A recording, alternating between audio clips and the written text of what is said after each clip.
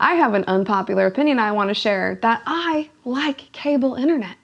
DSL is slow, fiber is fast but expensive, and if you think cable is basically out and non-existent, you are wrong. When it's time to get internet for your apartment or home, I think most of the time cable is the best option for you, beating out both DSL and fiber. Look, I get it. Cable has received a pretty bad rap for being slow, potentially expensive, and having sneaky little contracts, but that is no longer the case.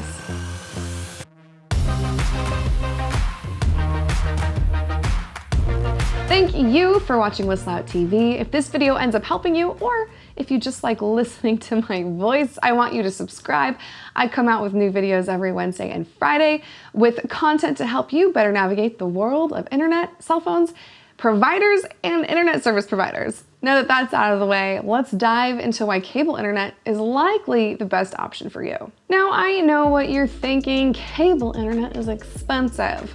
Wrong. These days, cable internet is quite affordable because you do not have to bundle your TV and internet service anymore. You can just get the internet for some really great prices. You no longer have to pay for the 300 TV channels you've never watched.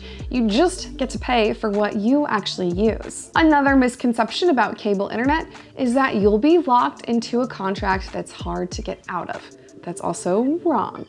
Cable internet companies no longer lock you into contracts, so you're free to leave and find a different provider whenever you want. Although there are still some contracts if you sign up for a long-term service or first-time customers, some cable companies decrease the cost of your internet service.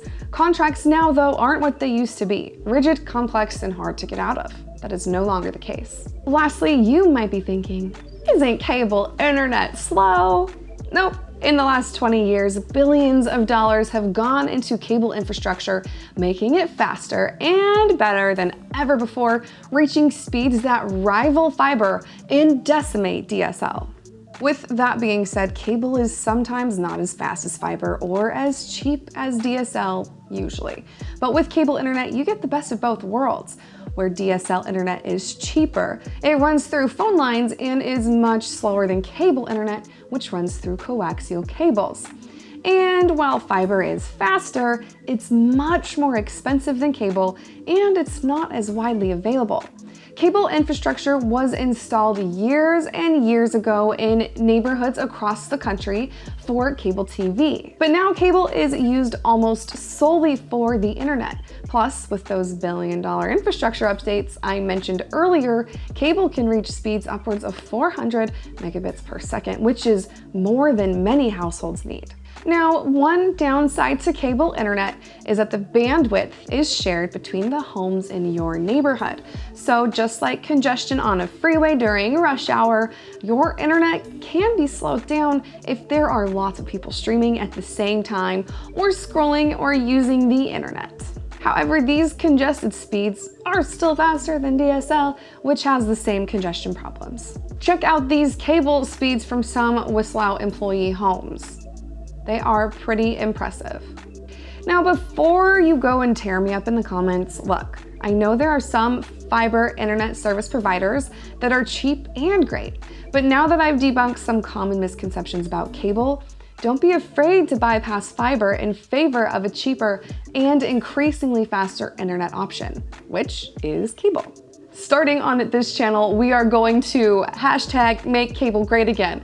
That is our hashtag, and McGah is our war cry. What's your opinion on cable? Let me know in the comments below. I'm Sherry Riggs with WhistleOut TV. Also, don't forget to check out some great internet plans at WhistleOut.com. I'll link that in the description below.